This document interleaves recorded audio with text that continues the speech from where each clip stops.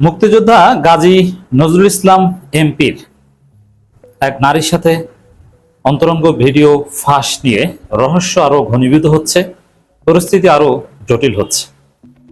অবস্থা দৃষ্টে মনে হচ্ছে যে এই ঘটনা নিয়ে পর্দার অন্তরালে বিরাট কোনো শক্তি খেলছে, যেটা কোনো ছোটখাটো খেলা নয়। জাস্ট একজন পুরুষ একজন নারী নিয়ে কোনো একটা জায়গায় ধরা খেয়েছেন কিংবা ভিডিও ফাঁস হয়েছে, জাস্ট এর মধ্যে সীমাবদ্ধ নয়। এটা নিয়ে গভীর রাজনীতি আছে এবং গভীর ষড়যন্ত্র চলছে। দর্শক, গাজী নজরুল ইসলামের আরো নতুন নতুন ভিডিও একের পর এক ফাঁস হচ্ছে, বাজারে আসছে এবং এই ভিডিওগুলোর ফাঁস হওয়ার ধরন পরিকল্পিত মনে হয়। একটা প্যাটার্ন আছে। কিরকম প্যাটার্ন? সাপোজ প্রথমে একটা ভিডিও ছাড়ানো হলো, তো জামাতের অনেকেই এটাকে এআই বলে উড়িয়ে দিয়েছে এবং ডিফেন্ড করেছে। পরবর্তীতে এমন ভিডিও ছড়ানো হলো যে প্রথমে যারা এআই বলে উড়িয়ে দিয়েছে বা ডিফেন্ড করেছে তারা ব্যবচ্ছেকা খেয়ে গেছে। তারপরে আবার অতি সূক্ষ্মভাবে এই ভিডিওতে 2023 সাল লাগিয়ে দেওয়া হয়েছে অরিজিনাল ভিডিওতে। এখন 2023 সালে যদি ওই ভিডিও হয়ে থাকে, তারা দাবি করছেন বিয়ে করছেন এই রিসেন্টলি, তাহলে এতদিনের হিসাব কি? এরকম কনফিউজিং আরো অনেক বিষয় আসছে। তারপরে কিছুক্ষণ পর দাবি করা হলো, সবাই বলল, তার দুই স্ত্রী বলল, তিনি নিজে বললেন যে আমার বিবাহিত স্ত্রী, যেগুলো হচ্ছে আমার বিরুদ্ধে ষড়যন্ত্র। কিন্তু তারপরে এমন এমন ভিডিও আসছে যেটা আরো বেশি কনফিউজিং।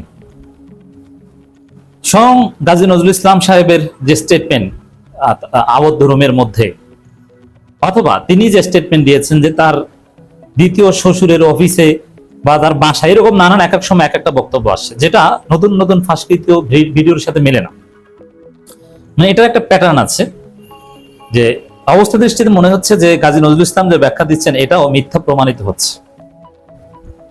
তো দর্শক, এখন এটা আমি প্রথমে একটা বিষয় ক্লারিফাই করে নিই যাতে কেউ বিভ্রান্ত না হন। এটা আমি শুরুতেই বলেছি, জামাত ইসলামীকে বলেছি যে তার রোকন পদ বাতিল করতে হবে। জামাত ইসলামের কোনো পদে কিংবা রোকন হিসাবে থাকার কোনো অধিকার, কোনো যোগ্যতা গাজী নজরুল ইসলামের এখন আর নেই। তবে হ্যাঁ, সহযোগী সদস্য হিসেবে তিনি এমপি পদে থাকতে পারেন।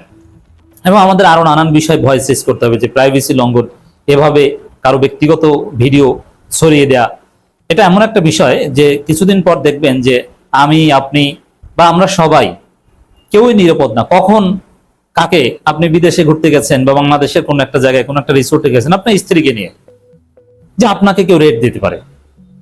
এবং ভিডিও অরিজিনাল, আপনার এখানে কোনো ভেজাল না থাকলেও দেখা যায় যে আপনাকে বিতর্কিত করে দিতে পারে। অতএব এই প্রাইভেসি ভায়োলেশনের বিরুদ্ধে সবাইকে সোচ্চার থাকতে হবে। আজকে যারা এটা এনজয় করছেন আপনি নিজেও বিপদে পড়তে পারেন। কিন্তু জামাত নেতা হিসেবে গাজী নজরুল ইসলামকে ঘিরে তিনি যা বলছেন, গাজী নজরুল ইসলাম সাহেব যে স্টেটমেন্ট দিয়েছেন, ওই স্টেটমেন্টের উপর ভিত্তি করেই তাকে তার রোকন পদ বাতিল করা যায় বা স্থগিত করা যায়। কেন? তিনি দ্বিতীয় স্ত্রী দাবি করেছেন। প্রথম কথা হচ্ছে, কুফু বলতে একটা কথা আছে এবং দৃষ্টিকটু একটা কথা আছে। মিনিমাম সামঞ্জস্য তো থাকতে হয়। আপনি যাই বলেন না কেন, এটা কোনো স্বাভাবিক কোনো জননেতা, কোনো জামাত নেতার বৈশিষ্ট্য হতে পারে না যে 70 বছরের একজন বৃদ্ধ 16-17 বছরের একজন নারীকে বিবাহ করবে। বিবাহ যদি করে থাকে, এটা চরম দৃষ্টিকটু, এটা জায়েজ, কিন্তু এটা চরম দৃষ্টিকটু। এটা জামাত নেতার ক্ষেত্রে কিছুতেই সহ্য করা যায় না। অতএব মাস্ট তার রোকন পদ বাতিল করতে হবে, কোনো সন্দেহ নেই। এটা কোনো ব্যাখ্যা দিয়ে একজন জননেতা যিনি নির্বাচন করবেন বাংলাদেশের সোসাইটিতে, জায়েজ থাকলে এটা করতে হবে। এটা পারসেপশন কি? হ্যাঁ, তার যদি দ্বিতীয় বিয়ে কোনো কারণে প্রয়োজন হতো, সে 40-45 বছরের একজন নারীকে বিয়ে করতে পারত। কিন্তু তিনি যা করেছেন, এটা কোনোভাবে ডিফেন্ড করতে পারবেন না। এই জন্য এই জায়গায় আমাদের কোনো কথা নাই যে তাকে অবশ্যই জামাত সাংগঠনিক ব্যবস্থা নিবে তার স্টেটমেন্টের উপর ভিত্তি করে। স্ত্রী হলেও তাকে বহিষ্কার করতে হবে, আর স্ত্রী না হলে তো অন্য কথা। তবে আমার কাছে প্রায় 4টা ভিডিও এখন পর্যন্ত এসেছে, আপনারা তো 1-2টা দেখেছেন। একটা ভিডিওতে দেখা গেছে তিনি যথেষ্ট বিব্রত, যে আপনার কারা, কয়বার এসেছেন এবং হোটেল রুম কে বুক করেছে, ড্রাইভার বাইরে থেকে লোকজন ধরে নিয়ে আসছে। এখন লোকজন কারা যারা ধরে এসে তাকে বিব্রতকর পরিস্থিতি পড়লে প্রাইভেসি লঙ্ঘনের সাথে এই অপরাধটা কারা করেছে? যুব দলের লোকজন, বিএনপি সংশ্লিষ্ট লোকজন এই কাজ করছে। একজন সংসদ সদস্যের ক্ষেত্রে প্রাইভেসি নাই। তিনি অপরাধ করলেও তাকে যেভাবে তার উপর এক প্রকার মব করা হয়েছে, একজন এমপির উপর এভাবে মব করা হবে, আইনের শাসন কোথায়? তিনি অপরাধ করলে পুলিশ ধরুক বা পুলিশ খবর দিয়ে তাকে ধরিয়ে দেওয়া হোক, এরকম ভিডিও করা, তাকে জিম্মি করে এবং টাকা চাওয়া, চাঁদা দাবি করা, এইটা কি? এর বিরুদ্ধে আপনারা কেউ কথা বলছেন না কেন? শুধু একটা বিষয় নিয়ে কেন পড়ে আছেন? এখন আমাকে চট্টগ্রাম বিশ্ববিদ্যালয়ের এক প্রফেসর বললেন যে গাজী নজরুল ইসলামকে বলো যে তার 2 স্ত্রী সাথে নিয়ে সংবাদ সম্মেলন করতে। তিনি সেটা বলতে বলতে অলরেডি তার 2 স্ত্রী ভিডিও বার্তা দিয়েছেন এবং তার বিবাহের কাবিননামা বা এগুলো দিয়েছে, কিন্তু এগুলো দিয়ে কোনো লাভ নেই।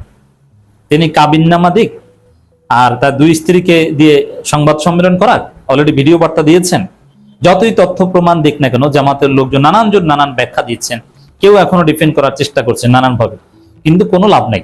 প্রথম কথা হচ্ছে যে গাজী নজরুল ইসলাম যেটা করেছেন এটা জামাতের এই প্র্যাকটিসের পরিপন্থী। আর এরকম পরিস্থিতিতে দ্বিতীয় বিয়ে করতে হলে অনেক ক্ষেত্রে কিন্তু সংগঠনের অনুমতি লাগে, এই কালচারও কিন্তু আছে। সংগঠনকে জানিয়ে করতে, একজন রোকন এভাবে ব্যক্তিগতভাবে এই কাজ করতে পারে না, তো সংগঠনকে জানিয়েছে কিনা। আর সংগঠন গোপন বিয়ের অনুমতি দেয় না, জামাত গোপন বিয়ের অনুমতি দেয় না, এবং বিবাহ গোপন রাখা এটা ঠিকও না, শরীয়ত এটা অ্যালাউ করে না। আপনি যে যুক্তি যে ব্যাখ্যায় দেন, আর একজন রাজনীতিবিদের জন্য তো এটা একদম শোভনীয় নয়, কারণ সে জননেতা, জনগণ ছিচি করছে। বিশেষ করে বয়সের যে পার্থক্য, এতে সমস্ত জনগণ ছিচি করছে।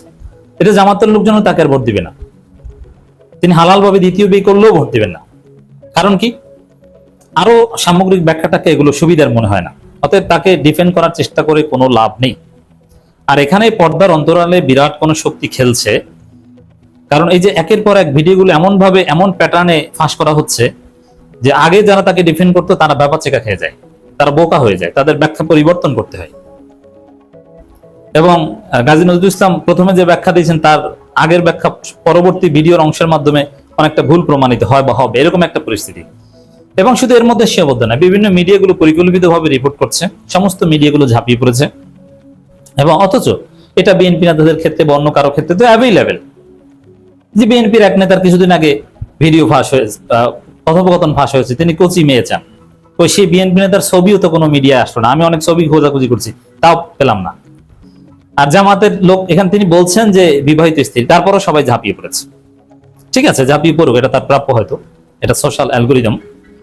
কিন্তু এখানে তার অন্যান্য বিভিন্ন অনিয়ম, রাজনৈতিক বিভিন্ন অনিয়ম, এটা সামনে আসে। যেমন তার এই যে ড্রাইভার, তার দুর্নীতি, এবং আরো বিভিন্ন অনিয়ম,